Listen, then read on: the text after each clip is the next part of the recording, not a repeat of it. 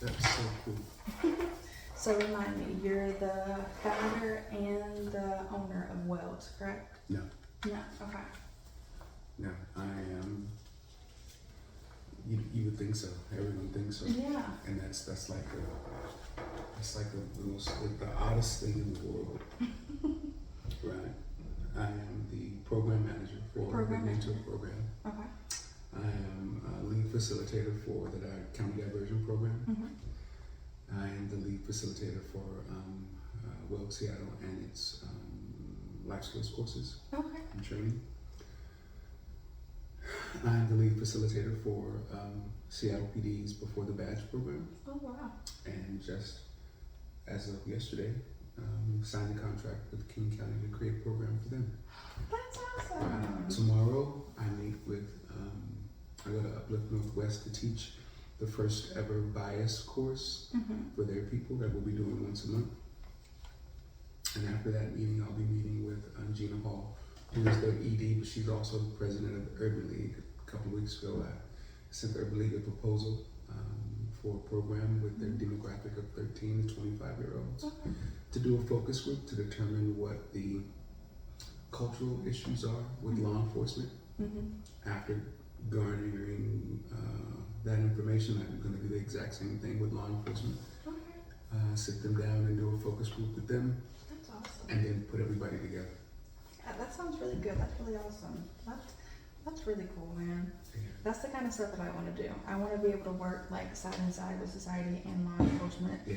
and like be able to like sit people down and be like, this is what you need to change. This is what people need. This is what the community needs. Right. That kind of stuff. Right. And when it's kind of odd to say it, but nothing works better in a person's life than something that they perceive as their own idea. So providing people with the opportunity to come to the place where they decide. I didn't know it was a skill set. Some call it manipulation, but I looked at the definition, and it isn't negative in the first three definitions. It only gets negative when it's misused. So to be able to influence cadets before they go to law and tactical with SBD, and then to have the privilege to do the same thing with King County and its sworn officers, I'm okay with that. Yeah, I agree with that. I'm okay with that. I think a lot of society needs more of that, especially down south. Right, especially down south. Oh. Especially down south. So I'm the founder and operator of the mentor program that I created when I was inside. That's what that giant poster is. Okay. Last year I got it licensed and insured, and did all of the bells and whistles, got business cards and letterhead and stuff. And so I'm doing some subcontracting now outside of all of the responsibilities I have here, because at some point I have to live in my own dream. Right? Exactly. Yeah. I can't just live in Wells. We can work side by side, we can work parallel, but I'm 58, I've got to leave a legacy. So Yeah, exactly. this community engagement piece isn't specifically what they do. They've made room for it because it was me, and quite frankly, it's lucrative. And so the grants that we've been able to secure as a result of my work, to the tune of $6.5 million in the last couple of years, just because I'm doing what I do. So I'm not the owner, but I'm a valued staff member. Yes. Right. Waitree talks about you, I would hope so. So if you don't mind me asking, like, what if like your dream job, what you could do, your legacy, what would you do? For 21 years inside, I would challenge the men around me to one end, and that was to tell me what it was that they loved. Knowing that if they could do that, if I could just get them to get to a place where they could determine what they love, and help them, aid them to find themselves in a position where they could actually execute that, the wealth and the success would follow, right? Because it's not work anymore. Having said that, I told them and said for years that I was doing the thing that I was going to do for the rest of my life. Not necessarily federal prison, but the work that was being done there. The investment of time and attention and aid that was given to those men while I was there is what I'll be doing for the rest of my life. And because I love it, it's where I'm supposed to be. It's what I'm supposed to be doing. I won't do or be doing anything else anytime soon other than role modeling my life for as many that can hear it. I like that. I think a lot of people, they grow up without good role models. Mm-hmm. I was lucky enough, I had two father figures in my life, my bio dad and my stepdad. So my biological dad, he was in prison for 8 years, drug charges and everything. Mm-hmm. He was in the maximum security prison in Lee County in South Carolina. That's over in Bishopsville. I don't know if you know where that is. I do. Yeah. So he was there for 8 years, and now he's out. He makes $83,000 a year. He's married. He adopted 3 kids. Like, yeah. It's beautiful. Yeah, he's doing So it good. can be done. Yes. It certainly can be done. I like to tell my dad's stories to the residents who come through PFH, just so they know that, like, just because you're here doesn't mean you're stuck here forever. Like, we had a resident yesterday who I took out to go look for some clothes. He was talking about how he used to be like this big person in society over where he used to live, and he was like, after my charge, they won't talk to me, they won't look at me. And I was like, one, you have to take responsibility for what you did. That's the first step of moving forward and everything. And 2, you're not going to be stuck here forever. This is literally called a halfway house because this is where you are, this is where you stop halfway, this is where you get the job, the housing, and then that's where you move forward. That's right. Very true. Okay, so the first question I'm going to ask you is, and I want you to think of this like a conversation, not like a test or anything. So, can you tell me a little bit about your childhood? Was it a safe environment? Was it an unsafe environment? Do you think anything that happened in your childhood like resulted in you committing crime or anything? Quite possibly. I think safety is relative, actually, right? Because you could talk to someone who had both mother and fathers in the home and financially sound, and that child or person wouldn't necessarily feel safe, right? So, understanding the relativity of the word and the concept of it, no, I can't say that I felt safe. There were circumstances in my childhood that led negative influences in. By that I mean, my mother left me with my aunt for the first really important and formative years of my life after I was born. I didn't see my mom again until she came to take me away from the only life that I knew when I was just about 7 years old. So, and then things became challenged with her. So no, I can't say that I felt safe for those years. There was, in fact, once I got with Mom, there was never anything consistent. It was always something new. She was always there and then not there and there and not there, there and not there. So not necessarily safe. I'm sorry about that.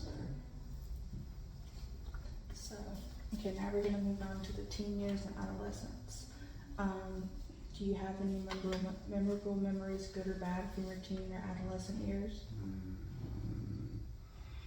I buried myself in sports.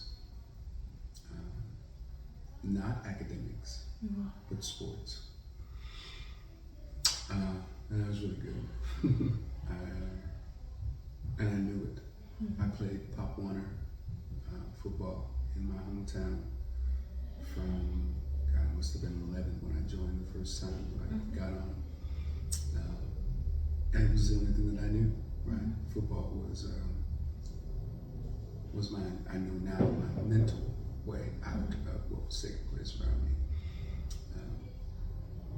Some of my favorite figures, one of them in particular, Walter Payton, used to sleep with his football when he was young, when he was in grade school.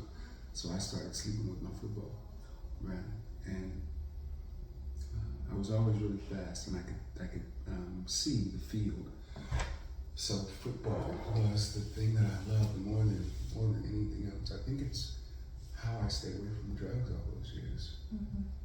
Because I had a single-minded plan was to go to the NFL until I dislocated my thigh from my waist. Oh, that just made me. Yeah. That just gave me the chills itself. Yeah, I dislocated my thigh from my waist in a street game. Even though I had a pending scholarship to Oregon State, I went out and played football with the guys anyway. One Saturday morning, the sprinklers had been on the night before at the park that we play at. And although I'm used to playing in all sorts of weather, my cleat got stuck as I went to go move, and my friend hit me while just at that second when that happened. So I couldn't pull my leg out, and he hit me and forced me down. And next thing I know, my thighs up here somewhere. And yeah, so and then I just never recovered. That it's a hard injury. Right, multiple things happened too. It was a mental thing too, because before I had no fear of being hit. That wasn't something I thought of. But after the injury, I was always thinking about not getting hit again. So mental block. right, so it disrupted everything. Yeah, I'm sorry. Life. So, if you're comfortable sharing, what was the first crime that you ever committed? Not the one that got you landed in prison or jail, but like. Right. Well, I think the first one must have been when my sister was 5, maybe. And she's 18 years younger than I am. But I think the thing that I remember was I used to make her sit in a stroller. We would go down to the store, and I would stuff all types of stuff into the. Oh goodness. Oh boy. Stuff that wouldn't make noise. So we're talking about candy bars. Could do chips because they're too puffy, right? But I'd stuff all sorts of candy and stuff in the back of the thing, and then go to the front, buy something small, and walk out. And it's kind of a perfect arrangement. We just share the goods and That's funny, man. Yeah. That's really. Okay, so have you ever felt discriminated against over the fact that you've been in prison? Not yet. Okay. The system that some say is systemic, the system that some profess to be inadequate, or that it produces an inequality, all the things you hear about the system itself. I've learned from personal experience that the same system, if it's designed to trap me, it was designed to house and hold, it was designed to oppress and suppress. That same system is the one that rewards me today. And it's only because my beliefs and my thoughts about it have changed. I like that. I like that. The system is not going to change. Yeah. I'm sorry. This is planet Earth, and we're in the middle of a huge human experience. In order for that human experience to be possible for everyone, racism, as we understand it, is really just separation, right? Or separateness. Of course, you and I know that there's no such thing, but we perceive it that way. And so as long as mankind perceives it that way, it's not going anywhere. So what can we change? Us. Yeah. The way we perceive it, the way we believe about it. And then once we change that, our circumstances change. So my beliefs about the system have changed, and therefore my circumstances match my belief structure. They call it the ABCs, right? A is for activating event, B is for beliefs, and C is for consequences, right? So if I don't want the undesired outcome of things, well, the only thing I do have 100% control over is my thoughts. when I change those, I'm living in the dream that I said might be possible when I was inside. I'm living it. Awesome. You should be a motivational speaker. You're very good at it. So, if you don't mind me asking, did you ever use drugs? No. Okay. Back to football. I couldn't do that like the rest of the guys and get to the NFL at the same time. And I was on one track to get to the NFL. So I'm 58 years old today, and I've yet to smoke weed. Awesome. That's Right? good. Absolutely no drugs at all. Good. Unless it's Advil. It's about right? Count Advil. Cigars, right? But yeah, that was much later. What was the crime that put you in prison the first time? I was arrested for masterminding bank robberies. My IQ was 160 when I was 19. I've always known that I was smart or different, right? And so the opportunity late into my 30s, like I was probably 35, 36 when all this began to happen. A guy that was working for me at the time, because I was in bail bonding. One of the guys that was doing part of my felony retrieval team asked me to come with him for lunch, and so I did. And after lunch, we went to this parking lot, and we sat there and we talked. And of course, I'm anxious to get back to the office, but he pulls out a pad from under the seat and begins to take notes. And when I look at what he's looking at, it's an armored truck and a bank. Okay, I think something must be on camera or something. Surely he didn't bring me out to this place to. Turns out, to make a long story short, he just wanted me to go over some details about what, quote unquote, they were going to do with or without me. And so I looked over what they thought was going to be a viable plan. I made some structural changes to it, but did not participate in the first one, nor did I participate until 2 years after I had planned more jobs that I can tell you about. I remember what hooked me was, I was at the office one day, weeks later, and I opened the drawer to get out a pen, and there was an envelope with $50,000, $60,000 in it.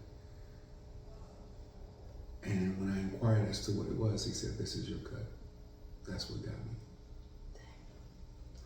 So for what was literally about 4.5 years, I planned jobs, and at the tail end of that ordeal, I began to participate in them because I couldn't sit on the sidelines anymore. The excitement was more than I could manage. I chickened out the first, dozen times trying to actually execute something in my mind wouldn't let me do it. I couldn't overcome this imperative in my mind not to break the law. Not to mention at the time I was a bishop, I was heavily in the church and sponsored, Girl Scouts, Boys Club, right? And here I am with this other face, at the same time. And my family, my children didn't know about it, of course. My wife did, but she ended up testifying. But anyway, I was charged with 18 counts, although I lost count at 20. And I was sentenced to 183 years, first time offender. First time offender, never in jail for no history whatsoever. I was sentenced to 183 years and 18 charges in a federal indictment because the government they misapplied statute. I think they knew then that they were misapplying it, but it took me 18 and a half years of legal study and Congress passing the first step back in 2018 Mm-hmm. that actually got me home. 185. Otherwise, I was never supposed to meet you. I would have been in jail for the rest of my life. 185 years? Yep.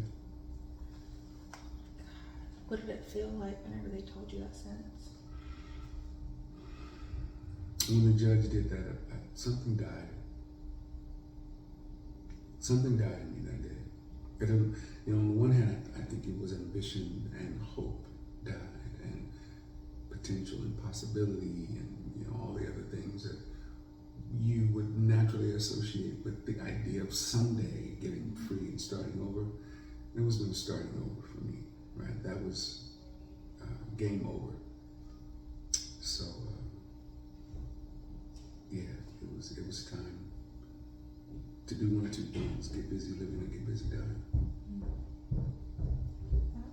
I'm very sorry. That must have been very stressful. I couldn't imagine. I should say. I could not. I'm in jail for the first time ever at 38 years old. What was it like whenever you got there? What was prison like for you?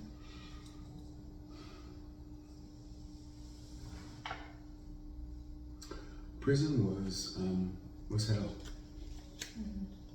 Prison was my version, my understanding of the worst thing that could ever possibly happen to me. The bottom, the lowest, and it did not disappoint. It was something. I saw my first man get stabbed to death about 3 days after I ended up in Victorville, USB, right in front of me on the walkway, walking a child, going to they call it child, going to the cafeteria. And as this man is being stabbed by people in his group or car, everyone else is just walking by. The stream of traffic never stopped. In fact, the person that was behind me whispered in my ear, "Man, you better keep going, you better keep walking.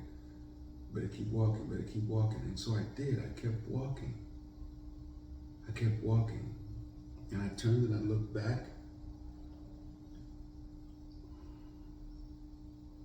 Yeah, it was the most, it was hell. It was hell. Absolute hell. I'm guessing you saw a lot of that then? A lot of violence? Yeah, I saw a lot of that. Even the violence that was perpetrated against me, but yeah, I learned quick. I learned really quick. And I fought a lot. I've heard that's what you have to do to survive in prison sometimes. Yeah, the first 5 years was like it was nonstop. It was all the time. And I was brand new too, so I had little understanding and knowledge of what was really taking place. I didn't understand the political landscape. I didn't understand the social structure. I didn't understand the financial aspect of it. So I was really behind the learning curve. But I learned quick. I learned really quick. And then, what are you gonna do? You adapt, right? And then once I adopted, I realized that it wasn't something that was tenable. I couldn't remain in this violent state or poised for violence all the time. So something had to change, and finally did.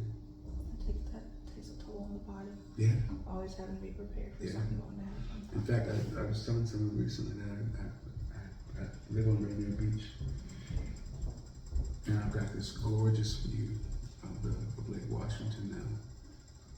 I mean, gorgeous. I was out there this morning drinking coffee, and I'm gonna be there tonight smoking cigars.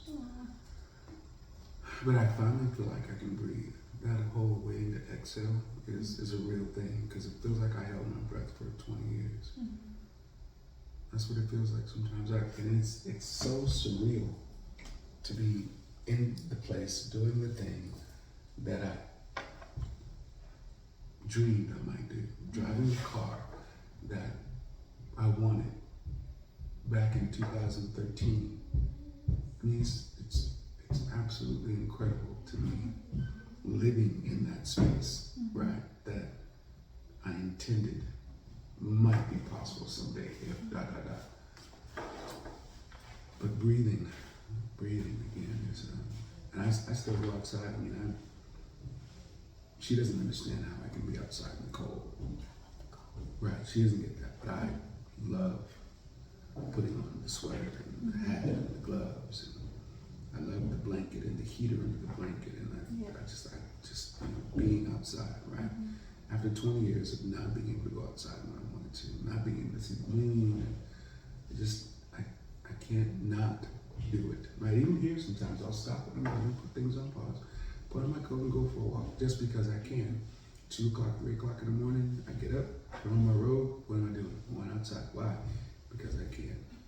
Just the little things. The little things. They matter more than people realize. Amen to that. So you've only been to prison once, correct? Yeah, I'd never been to prison before. So the years that I was away brought me 6 institutions, 6 USPs I visited over the course of that time, but it was just still the one sentence here. Just the one time. So I know you kind of went over this with the violence and everything, but are there any other prison experiences that you saw or were told about that you feel like need to be told? One of the things that comes to mind that not many people around me know, and I can't even believe I'm about to say it out loud. If you're not comfortable, you don't have to. In fact, I'm comfortable. I just can't believe I'm about to say it. It says to me that I'm making some progress moving beyond it. Yeah, that's what it says. So I was at the FDC, which is CTEC here in Washington. So transfer or holding facility for federal inmates going in and coming out. It's like a hub. And I fought there in the courts for 2.5 years before I went to my first institution, which was Victorville, California. After they sentenced me, I was really out of there really quickly. But while I was there, I was raped twice. At 38.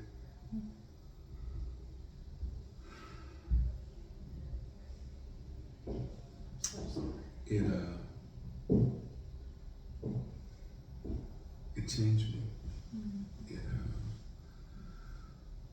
It woke me up. Not that the sentence and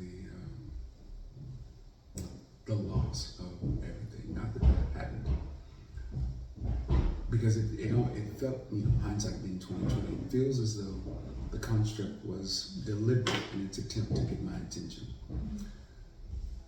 What I mean by that is 2 or 3 years of a sentence wouldn't have changed me. I still would have lost my wife. She still would have testified. My best friend and her still would have got together. I still would have lost everything. I still would have gone through those things, but I'm not sure those external things would have reached me. And understanding that I'm not this physical body, right? I'm so much more than what this physical body can contain. I call it my avatar. It's my car at best, right? So while I'm wearing this avatar, operating this vehicle, the vehicle was struck, right? It took me a while to make the distinction, the differentiation between me, what was real and what was not, what was eternal and what is not. Those lessons came way later, but they were necessary because the attacks reached me at the core, right? The sentence wouldn't have done it, but the attack did. So combined with the external world falling apart and then my internal egoic personification being ripped apart, that was the opportunity for real work and real growth. And I think that near-death experience is what brought me to the place of change, which is why I mentor these guys on the very same premise. If they haven't had that near-death experience to where they've hit what they call rock bottom, there's no change possible. So when did you find out that your 185-year sentence was going to be reduced down to 20? Was it after you had already served the 20 years? Oh, I had served 19 and a half years by the time I found out that the judge was willing to hear the petition. So the same judge, Judge Thomas Lilly, that sentenced me to the 180 plus years, was the same judge that came out of retirement to adjudicate my claim. Oh my God. Right? He had gone into retirement, but said in the resentencing hearing that he always wondered about me. He said it was very few cases over the course of his career that he ever really felt something in regards to it. He said, I felt something when you spoke at sentencing, and I never was able to really put to rest what was done to you. But he came back and what was it?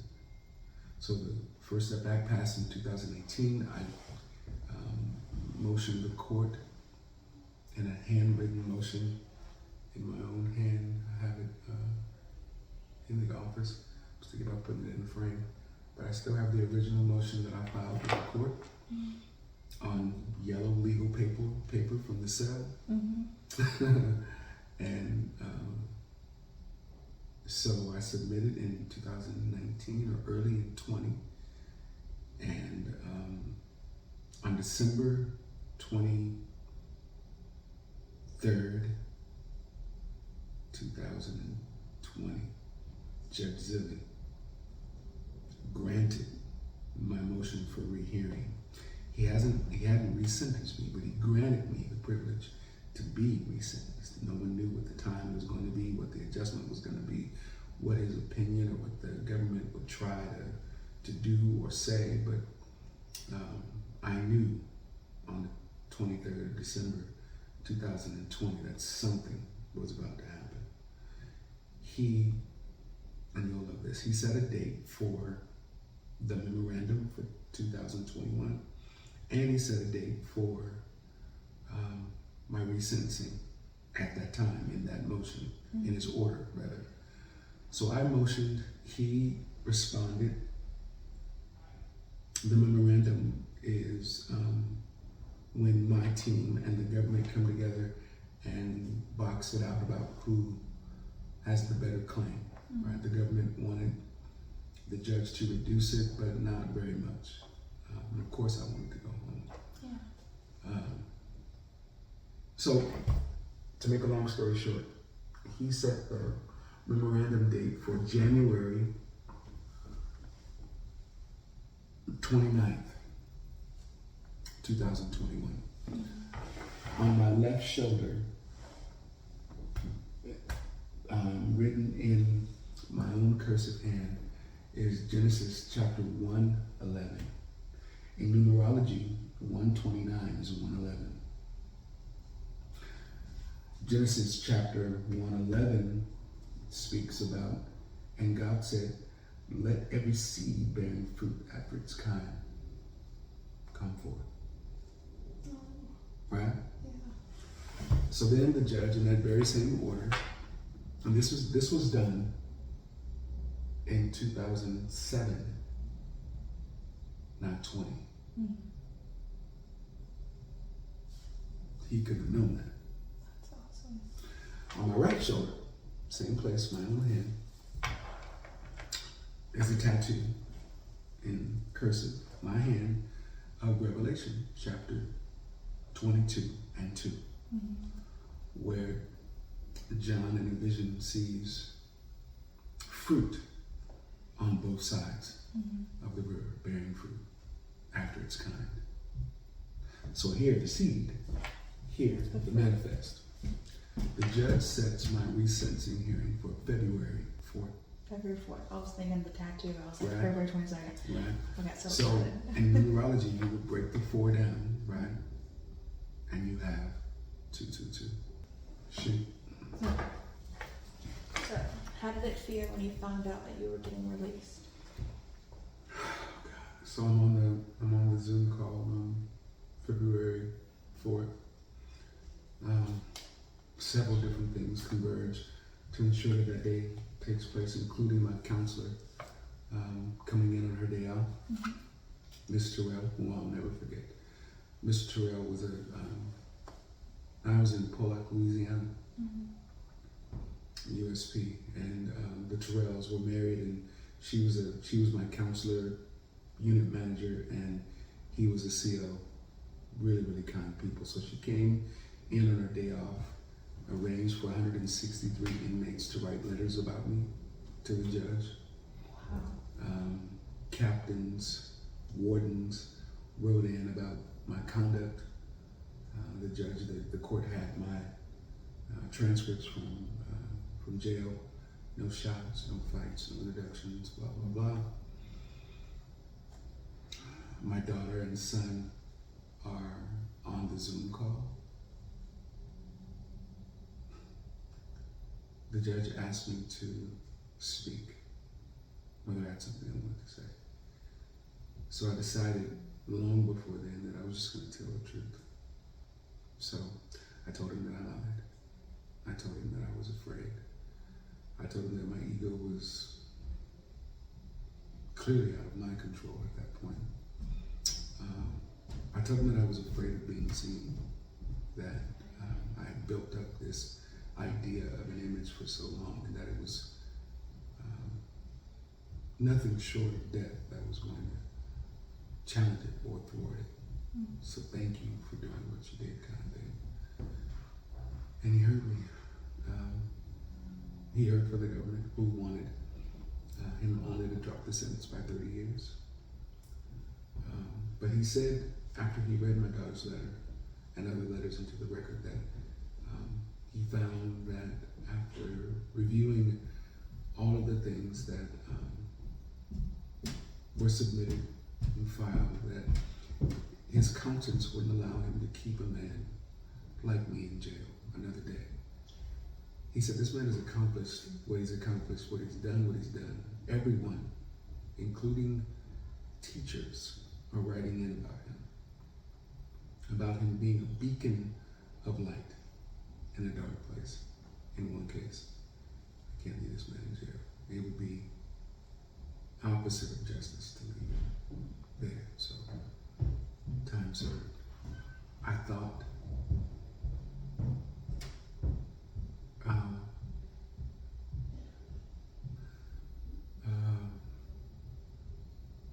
I remember the first time I went into the bank. First time I went in, not the first time I planned it. The first time I got the nerve to go in. I was getting out of the car with the rest of the guys, and we were going to the door. And when my hand touched the door, it was like in the movies when time stops. Things kind of slow down. Mm-hmm. It didn't speed up again until we got back in the car. So when I heard him say that, I heard my son and my daughter, I heard my son screaming on the phone. Oh my God, oh my God, oh my God. I heard my son screaming. My daughter screaming and crying.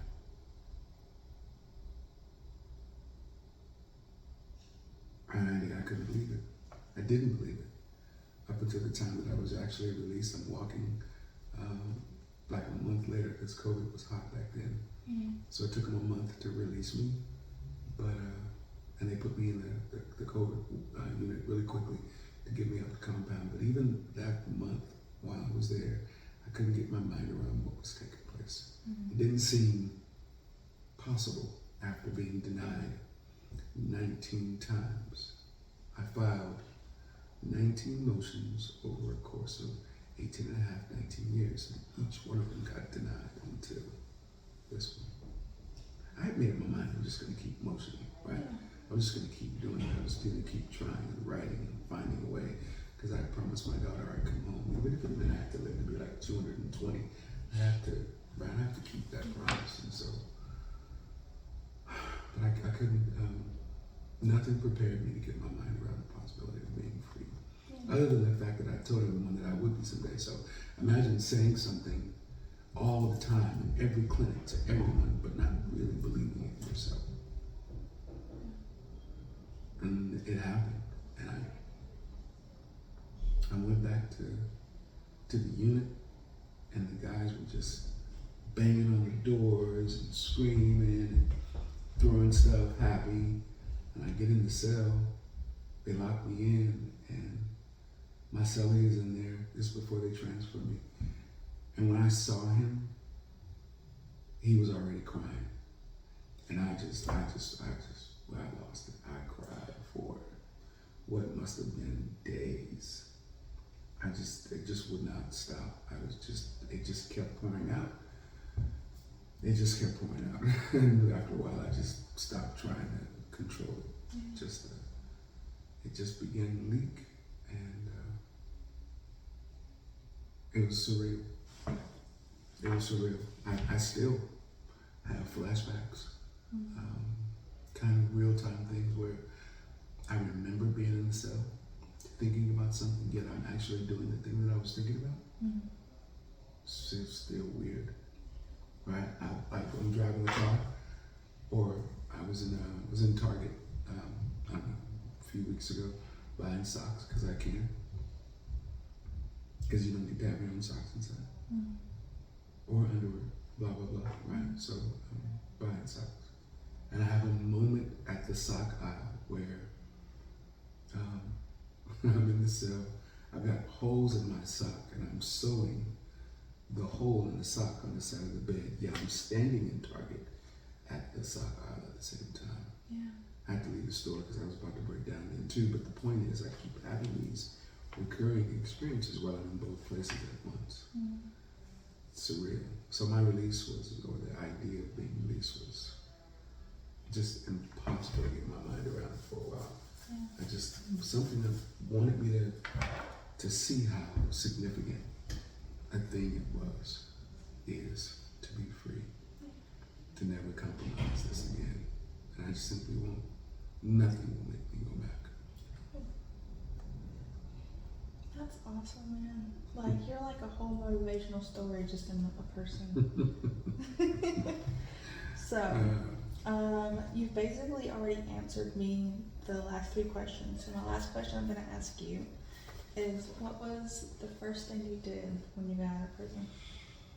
All right, so they went through what they call a merry-go-round at the prison, and they gave me the money that was on my commissary, on my account, in the form of a debit card that I'd never seen before. Remember, I've been gone for 20 years, so I don't know what a debit card looks like. I don't know, and I still have the debit card. It has my picture on it. I still have my prison ID. Keep it in my wallet to remind me of where I've been. So they give me that, and I have the programs that I've written, which I call my intellectual property, and I have them in net bags that I sewed together.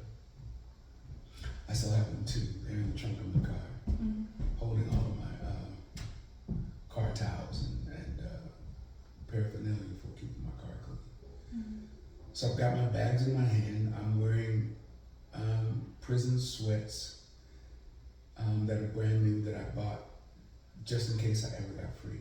Imagine how long I've had these things. Years. I've got shoes that I bought years before that I never thought I'd get a chance to wear, but I'm wearing them. And I'm walking out beyond the razor wire.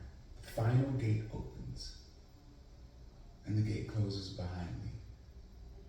Someone says, "Good luck, Gaines. Good to meet you, man." And there I am. Car pulls up from the camp. Guy gets out and says, "Mr. Gaines, I'm supposed to take you to the airport." So they take me from the compound to the airport. And on the way, I saw a dog. It's the first time in 2 years. I saw a dog, and I saw trees, and I saw people walking, holding hands. I saw cars, right? That new cars, right? Like, what the hell?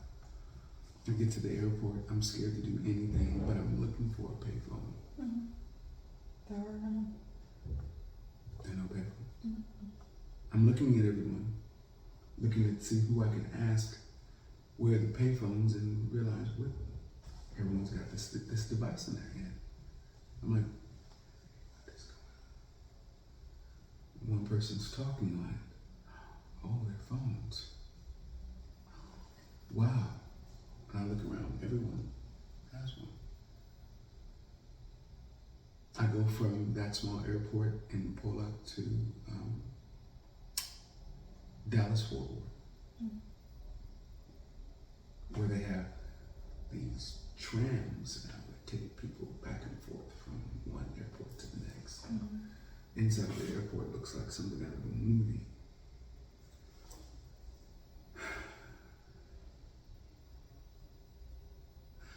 I go to the gift store and I buy a magazine, some water, and some peanuts, and it cost me $25. I did the same thing. Right?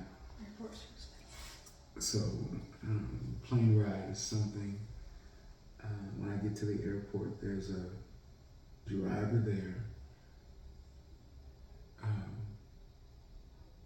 and he brings me to Pioneer. I haven't done anything yet. I get my stuff out of the back. I gotta be there at 5 o'clock. I come in, I check in, I go through all the paperwork. They assign me a room, I go upstairs. And I make the mistake of sitting on the side of the bed. I sat on the side of the bed where there was an actual mattress and thought I was gonna fall in because I've only slept on brick for 20 years. Yeah, the mattresses are about that thin inside.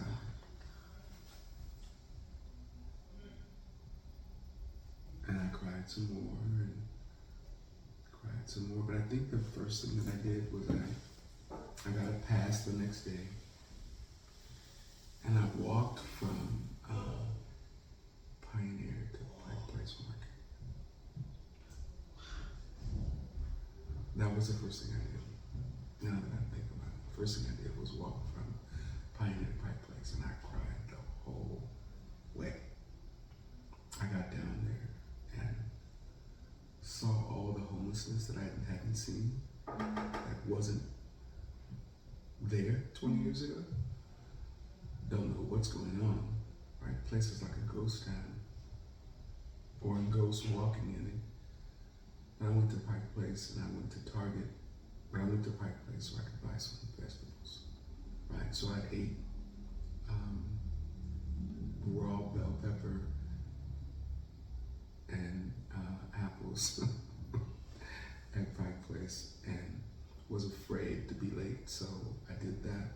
And came back like 2.5 hours early on a 5-hour fast, right? Because I didn't know what to expect. But yeah, that's the first thing I did. That's awesome. I think that's a good first trip to do. Yeah, that was my first thing. I was walking. There was no razor wire, there's no guards around, there's no khaki clothes. If you don't mind me asking, what was the biggest shock for you from prison to back into This really? doggone phone and relationships. When I left, there was no social media. And you were released in 2021? Yeah. You just got released last year? Yeah, I've only been home for less than 2 years. I did not know that. All these things have taken place in just that short period of time. All of it. The way you and Tree talk, I thought y'all ended up known each other for years. No, she was there when I was there at the halfway house, and I got involved with someone that was living there at the time. Turned out stalker-ish after the fact. And then I met someone on social media, and now I'm working my way out of that debacle. Yeah, that's the thing, right? I mean, I've done the work, but it doesn't seem like everyone around me has done the same work that I've done, right? So how do you find your twin flame in the midst of all of this chaos? So that's been the shock, the most difficult thing. It wasn't finance, because I gotta American Express card now, and Shit. Platinum Capital One, and yeah, I mean, you know, a few others, and I bank at Boeing. They sent me I didn't even request it. They sent me a credit card about, I don't know, 4 months ago for 10 grand on it. I'm like, damn, out of the blue. And so, yeah, I mean, and I live in this gorgeous house. I mean, it's older, but I did some really, really, did work on the inside to make it like really extra nice. And I went to the plant store and bought like $800 worth of life. So I've got these huge jungle plants everywhere throughout the house, and the only thing that's missing is someone to share my heart with. Is maybe there's something else out there among 8.1 billion people. Maybe if you just slow down, maybe it'll come to you. So I'm taking my own advice these days. Yeah, you get pretty good advice. Right. Now I'm taking my own. Slow. Heck yes. Okay, well that concludes my interview with you. Very nice. So we'll go ahead and stop this.